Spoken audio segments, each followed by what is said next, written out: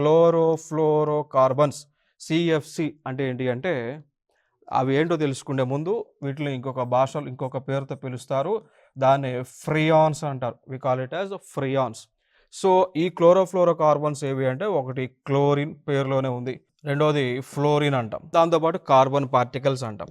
So వీటిని chlorofluorocarbons అంటాం. మరి ఇవి ఎక్కడ నుంచి రిలీజ్ అవుతుంటాయి అంటే ఈ జనరల్‌గా ఎయిర్ కండిషన్స్ నుంచి, ఏసీల నుంచి మనం వాడేటువంటి ఎయిర్ కండిషన్ ఏదైతే ఉందో ఏసీల నుంచి, ఫ్రిడ్జ్, రిఫ్రిజిరేటర్స్ నుంచి ఈ క్లోరోఫ్లోరోకార్బన్స్ అనేటువంటివి రిలీజ్ అవుతూ ఉంటాయి.